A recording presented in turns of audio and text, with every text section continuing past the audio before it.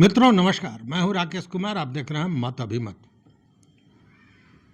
बिहार में जो भूमि सर्वेक्षण हो रहा है उसको लेकर फिर एक अभियान जागरूकता अभियान 2 शुरू किया गया है और इस जागरूकता अभियान 2 में जो बातें कही जा रही हैं वह थोड़ा विचलित करता है। विचलित इसलिए करता है कि इससे लगता है कि जैसे सर्वे में कहा जा रहा है कि किसी अगर आपके पास कागज़ नहीं है फिर भी आप प्रपत्र 2 भर दीजिए और बाकी दस्तावेज बाद में देंगे। तो इन सारे चीज़ों को फिर कहीं ना कहीं यह अभियान जो है जागरूकता अभियान यह भ्रमित कर रहा है, क्योंकि इसमें यह कहा गया है कि 6 स्टेप में आपकी मलकियत स्पष्ट की जाएगी। यह मैं क्यों कह रहा हूँ, इस बात को आप खुद महसूस करेंगे और समझेंगे। ऐसे कहने को यह जागरूकता अभियान है, लेकिन जो चीज़ें बताई जा रही हैं वह भ्रमित कर रही हैं। देखिए, यह जो बिहार सरकार के राजस्व एवं भूमि सुधार विभाग द्वारा बिहार विशेष सर्वेक्षण एवं बंदोबस्त जागरूकता अभियान 2 शुरू किया गया है, उसमें कहा जा रहा है कि भूमि संबंधी अधिकारों की पारदर्शिता और विवादों के समाधान और अद्यतन अभिलेख की तैयारी करना ही उद्देश्य है। मतलब कि आपका अधिकार, मतलब आपके ज़मीन का स्वामित्व स्पष्ट हो जाए, उसमें कोई झंझट ना हो। दूसरी बात कि इससे विवाद का समाधान होगा, विवाद समाप्त होंगे। और अद्यतन अभिलेख मतलब कि खतियान, एकदम नया खतियान तैयार हो जाएगा। और खतियान में भी मैंने बताया कि अब तो खतियान में भी ज़मीन का नक्शा वगैरह सब डालना है। तो यह एक चीज़ है। अब जो बातें 6 कही गई हैं उसमें यह कहा जा रहा है कि प्रथम जो इसका सूत्र है वो ये कि हर व्यक्ति को इस सर्वेक्षण को लेकर अधिसूचना एवं घोषणा का जो प्रपत्र 2 है उसको भरना होगा, जिसमें वो पूरी तरह ज़मीन का विवरण देते हैं, खाता, खेसरा, चौहद्दी, रकबा, ये सारी चीज़ देते हैं। और ये जब दे देंगे तो खतियान और पूर्व के जो जमाबंदी है उसके आधार पर इसकी जांच की जाएगी अमीन द्वारा, और जांच के बाद इससे सत्यापित किया जाएगा कि यह आपने जो दावा किया है वो सत्य है अथवा नहीं। तो हर व्यक्ति को यह देना है, यह महत्वपूर्ण है। यह मैं भी कह रहा हूँ पहले से भी कि इसमें सहयोग निश्चित रूप से करना चाहिए, क्योंकि इसका लाभ भले जो लोग जो बात करें, लेकिन इसका सीधा लाभ जो ज़मीन मालिक है उसको होने वाला है। दूसरा जो चरण इसका होगा उसके तहत मानचित्र तैयार किया जाएगा और इस कार्य में भूमि का जो सीमा है उसका सीमांकन भी दिखेगा। खेसरा संख्या के अनुसार नक्शा का निर्माण किया जाएगा और यह भौगोलिक स्थिति को स्पष्ट करने के लिए महत्वपूर्ण होगा। देखिए, जो नया खतियान बन रहा है उसमें खेसरा भी बदलने जा रहा है, तो मतलब यह जो मानचित्र बनेगा उसमें जो खेसरा नंबर, नया खेसरा नंबर आएगा वो खेसरा नंबर होगा और सारी चीज़ों से यह स्पष्ट हो जाएगा कि इसकी ज़मीन की भौगोलिक स्थिति क्या है, वो कहाँ है, और उसका पूरा विवरण तो रहता ही है खतियान में। नक्शा उसी के आधार पर तैयार किया जाएगा। तीसरे चरण में स्वामित्व का निर्धारण और सत्यापन किया जाएगा। जो मानचित्र बन गया है उसके आधार पर खेसरा का स्वामित्व का निर्धारण किया जाएगा और उसका सत्यापन किया जाएगा कि इस मानचित्र में अगर 427 नंबर का खेसरा है तो ये कहाँ है, ये मानचित्र में स्पष्ट होगा। उसके अलावा उस खेसरा से खतियान के आधार पर उन चीज़ों का सत्यापन किया जाएगा और जो उससे जुड़ा हुआ, अपनी मलकियत से जुड़ा हुआ आपने दस्तावेज दिया है उसकी जांच की जाएगी कि उसमें कितनी सत्यता है और उसके बाद आपका नाम दर्ज किया जाएगा। मतलब खेसरा का मलकियत किसके नाम से है उसको दर्ज करने के लिए इन प्रक्रियाओं से गुजरना पड़ेगा। उसके बाद चौथा चरण होगा आपत्ति निवारण का।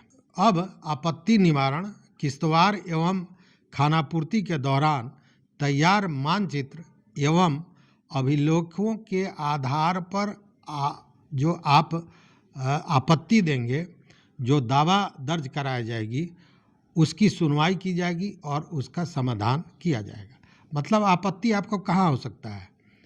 रकबा में हो सकता है, खसरा नंबर तो बदल ही रहा है, मानचित्र गलत हो गया, यही सब आपत्ति होगी। या मलकियत आपकी सही है, उस मलकियत को गलत किया गया है।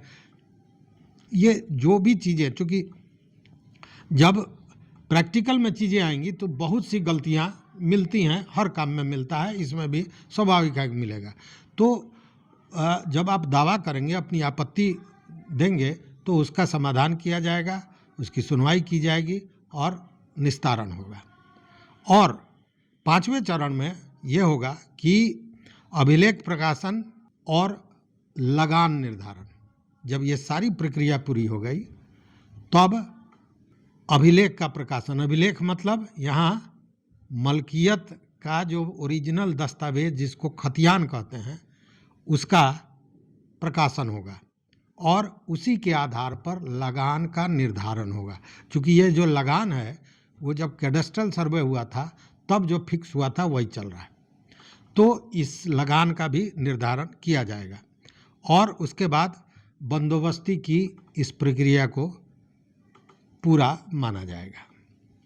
अगर कोई आपत्ति होती है तो माने इस सब के बावजूद अगर कोई आपत्ति होती है तो उसके लिए भी अपील की व्यवस्था की गई है। जो सक्षम पदाधिकारी होंगे उनके यहाँ अपील की जाएगी और उसकी सुनवाई होगी, उसका निस्तारण होगा।